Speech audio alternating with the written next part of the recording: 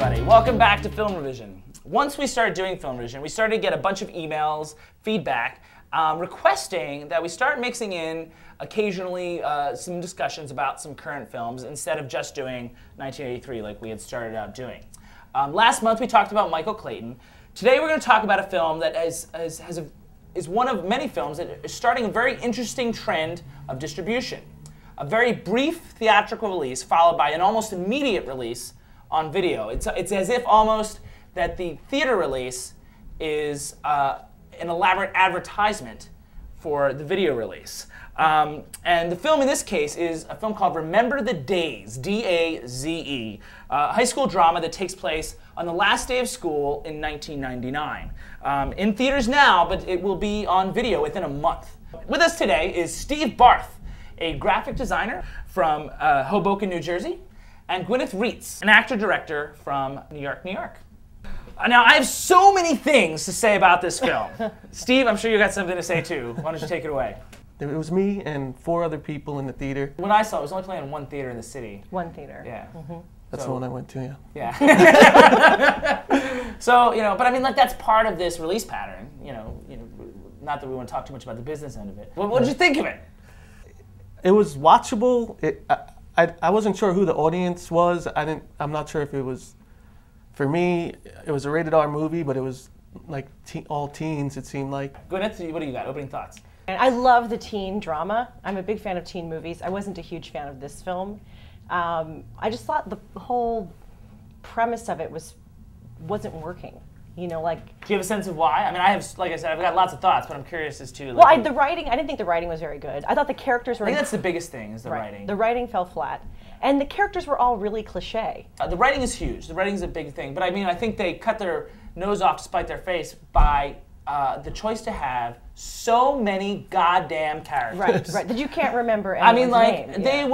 There must have been 20 protagonists, really? Mm-hmm, mm-hmm. And that's just like, it's a killer. That's ambition for you. Because no story could really take off, because there were so many. There were a few actors that I thought were strong. Mm-hmm. But beyond that, a lot of the acting, as beautiful as some of those women were, by the way.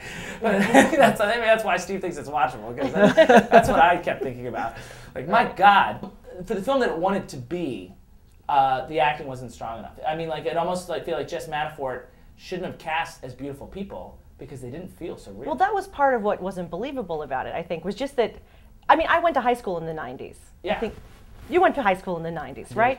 Okay, so the early 90s. Those groups of people would not all be friends. I mean, that's the thing that I had a hard time suspending my disbelief about. Well, I also, I didn't have these experiences in high school. I mean, I don't know about you guys, but my experience in high school was not represented in the film Remember the Daze. Not even close. Did you guys have similar experiences that I had in the film? I mean, I think it was really hard to get weed when I was in high school. Right. I don't think we can talk about this movie without talking about Larry Clark's Kids. Have you seen Kids from 1994? I haven't seen Kids, but I thought of Kids when I saw this movie. Yeah. I know about it, and I it seems like this movie wants to be Kids. I think it wanted to be both kids at times and American Pie at other times. Yeah. I mean, in that, there's some silly comic moments where I'm like, now they think they've got Sean William Scott in their film, and right. It's so tonally there was shifts from time to time where they're kind of silly, drunken madness, stoned silliness, and then some very serious moments. There's also so much drinking, so much sex, so much, and I mean, as hot as some of it was, it just felt like Kids. My problem with Kids, which you haven't seen, have you seen Kids? Yes. Is that I felt like a lot of the choices made were made for shock value. The difference with Kids is cinematography is better and the acting's a lot stronger. What were you going to say about Kids? There was a sense of realism, these kids could be real kids, where the ones in most of them were not actors. Kids had this sort of neo-realism thing going on. I think with this movie, the problem for me was that it's character-driven, and I didn't care about any of the characters, really. I didn't care if they succeeded, I didn't care if they failed. So there's the scene where the 2 blonde girls do mushrooms, and I'm not sure what those characters' names were. But I thought that was a fun scene. It was one of the few scenes that sort of it worked, punched me in the gut a little bit because it was the kids were around. Right. Well, that's what really it made me feel like Kids did, in the sense when certain things happened in Kids that were just Like, oh, you're actually going to do that? You're going to babysit and then... I like the addition of this valedictorian character. I thought maybe they were going to take her down a road where she was not going to do the shrooms, she was not going to party that much. She was like a voice of reason or someone who is going on a different path. Right. And then she had this storyline where she's conflicted about her future. Interesting. I'm like, okay, there's something there. Right. And then they have a bathtub scene together and they get all close and she's like, afraid to go to Brown, and then that's the end of it.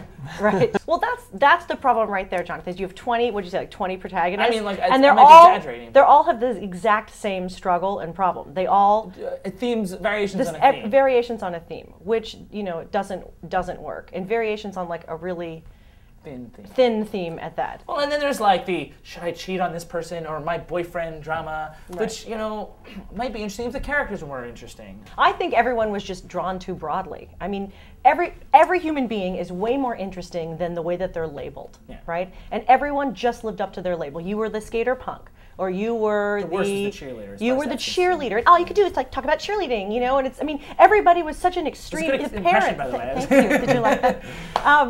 Yeah, and people are just more interesting than that, And it seemed like there are films about teens where people are just more interesting than that. Yeah, I mean, like one film that came to mind that I wish Jess Manafort, the director, had watched was a film called Breaking Away from 1979. Do you guys remember that film? I don't know it. People remember it as a cycling film, but it's really about high school kids in a small town. I have seen Breaking Away. Yeah, and I mean, like, it's honest. Like, there's something that feels very real, and that's partially casting, but partially like the way that the director, who in that case was Peter Yates, chose to move the camera or not move the camera in some cases. I mean, but the way he chose to cut the film, the pace. The movie had a plot as well. And a plot, right? Yeah, like this movie had a plot, but this movie had a lot of plots. Right. Oh, it was the rawness in this film was contrived. That's the difference. That's what I mean, and that's what it boils down to. Closing thoughts. Gwenyth.